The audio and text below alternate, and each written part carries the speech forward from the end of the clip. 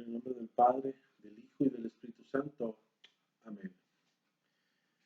Santo y Divino Espíritu, destruye en mí toda pereza espiritual, toda indiferencia, toda duda, todo miedo. Lléname plenamente de tu luz, de tu sabiduría, de tu paz, de tu gozo, de tu amor. A ti, Divino Espíritu, que eres Dios y que siempre me acompañas, a ti sea la gloria, el honor, el poder, la adoración, por los siglos de los siglos. Amén. Iniciamos la enseñanza en el nombre del Padre, del Hijo y del Espíritu Santo. Amén. Paz y bendiciones de parte de Dios Padre y de Jesucristo el Señor esté con ustedes hoy en esta noche. Un gusto de parte de un servidor el seguir compartiendo yo estas enseñanzas. Hoy quiero compartir una enseñanza más. Quiero comprobar, o se va a comprobar, que la Iglesia Católica es la única que nos garantiza, óiganlo bien, que nos garantiza la salvación. Claro, ¿cómo podemos obtener la salvación? Hay muchas maneras de obtener la salvación, pero bíblicamente o teológicamente voy a comprobar bíblicamente, ¿sí? Bíblicamente que la Iglesia Católica es quien nos muestra nada más la salvación, ¿sí? Sabemos que hay libertad de culto y que hay más de 65,000 sectas, ¿sí? Pero la diferencia entre la Iglesia Católica y las sectas es que la Iglesia Católica nos muestra y nos comprueba que en la Iglesia Católica podemos obtener la salvación. Claro, hay que hacer un esfuerzo por cumplir los mandamientos. Eso es claro, eso es evidente. Pero en cuanto a los demás grupos que se han separado, las sectas o los protestantes, ¿sí? No hay manera de que ellos nos puedan garantizar la salvación, ¿sí? Y quiero decirlo así primero de viva voz.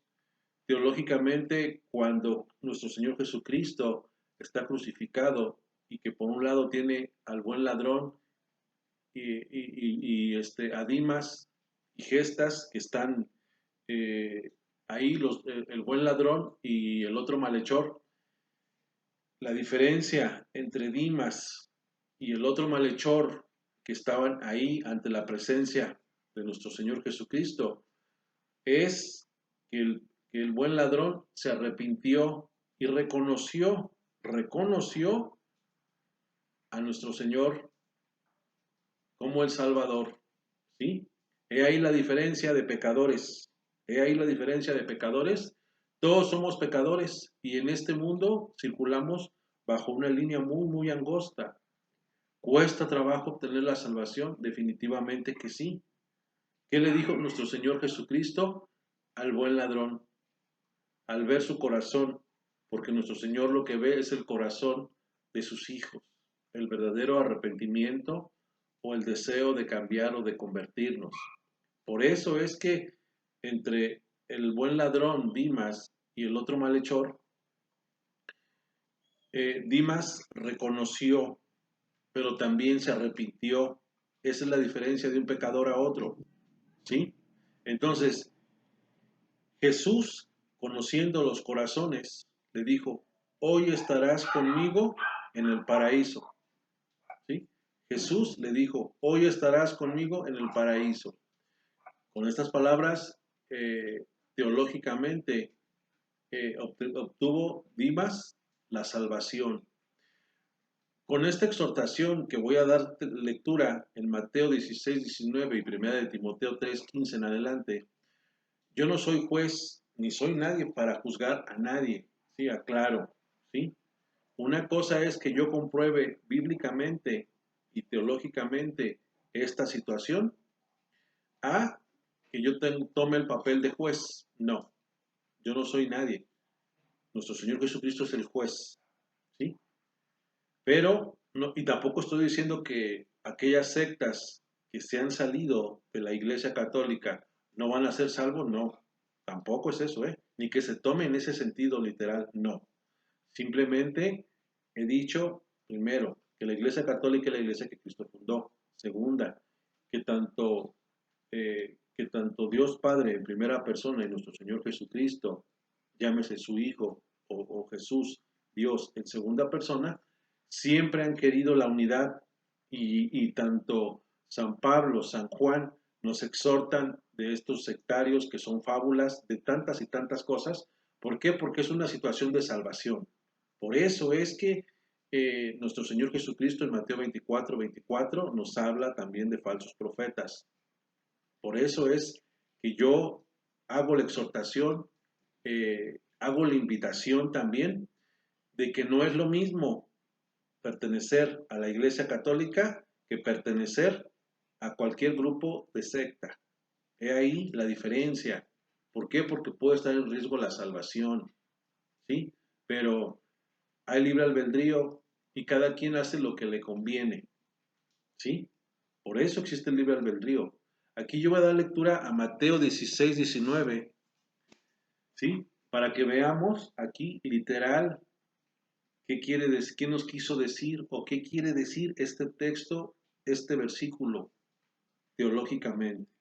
Mateo 16:19 y dice así: yo te daré las llaves del reino de los cielos. Jesús le dice a Pedro, ¿sí? Aquí hay 4 maneras de que Jesús le da autoridad a Pedro.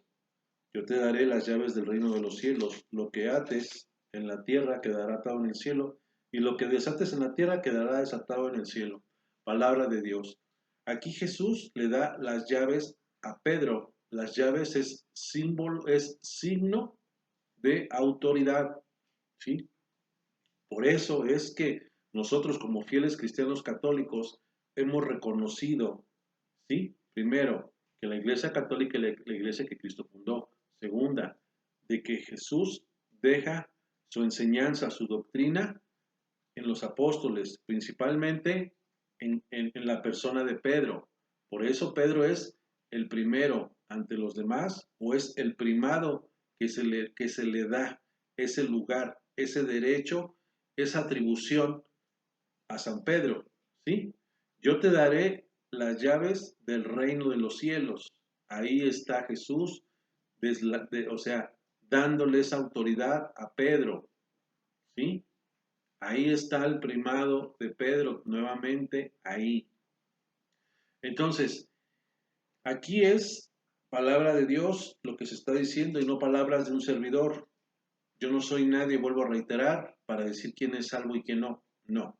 Simplemente yo expongo lo que yo he compartido y quiero dárselos porque esa es mi obligación, ese es mi deber, compartir lo que yo he recibido y es mi obligación.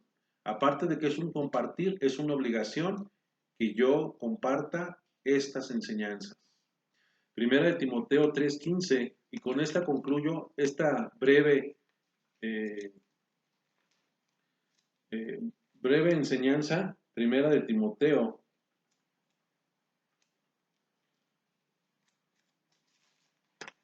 Primera de Timoteo 3:15, y dice así: pero si me demoro para que sepas cómo debes portarte en la casa de Dios, que es la iglesia, que es la iglesia del Dios vivo, pilar y base de la verdad. Palabra de Dios. La iglesia que es pilar y base de la verdad. Por eso es aquí San Pablo, cuando escribe todas sus 13 cartas, es un San Pablo convertido al cristianismo. Por eso es que él habla en representación de la Iglesia Católica. Así, literal. ¿Sí? Que si me demoro, y aparte dice que la Iglesia es columna y base de la verdad. ¿Por qué? ¿Por qué columna y base de la verdad? Porque todo grupo fuera de la Iglesia Católica te va a traer fábulas, te va a traer mentiras. Y para no ir muy lejos, ahí están los testigos de Jehová, que dicen que Jesucristo no es Dios, que es una fuerza de Dios.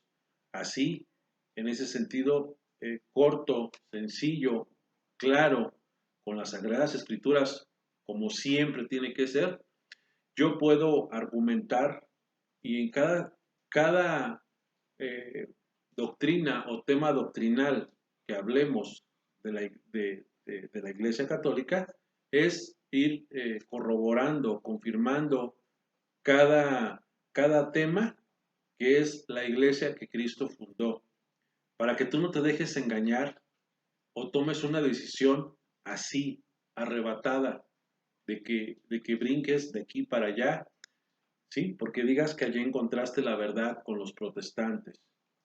Y este video va encaminado principalmente a familiares y amigos, ¿sí? O personas que me conocen y que no están de acuerdo que yo haga estos videos o que yo los comparta. Vuelvo a repetir, el video es encaminado a aquellos familiares que saben y que me han rehuido, ¿sí? Porque saben o no, o tienen miedo o simplemente no quieren tocar el tema. ¿Por qué? Porque dicen que hablar de religión también es un problema.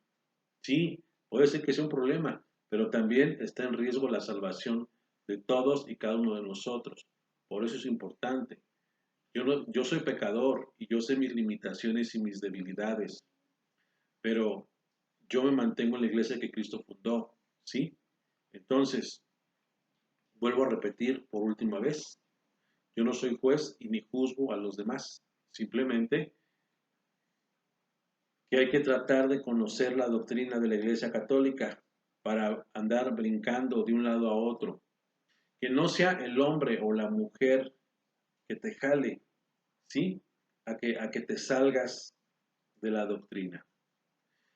Que esta pequeña enseñanza, exhortación que acabo de compartirles haya sido de su interés de todos ustedes. Que realmente por un momento meditemos, que día a día vayamos profundizando y conociendo la doctrina de la Iglesia Católica y que sepamos eh, defendernos y no agachar la cabeza ante los protestantes. Realmente nosotros como fieles cristianos católicos, si nos formamos, nosotros estamos en la verdad, ¿sí? Nosotros estamos en la verdad y no hay por qué avergonzarnos y sentirnos mal de lo que profesemos y de lo que creamos. Y no olvidar que todos somos pecadores, no importando la denominación que sea, ¿sí? Todos somos pecadores. Y que el Señor nos siga bendiciendo hoy a todos en esta noche, en el nombre del Padre, del Hijo y del Espíritu Santo. Amén.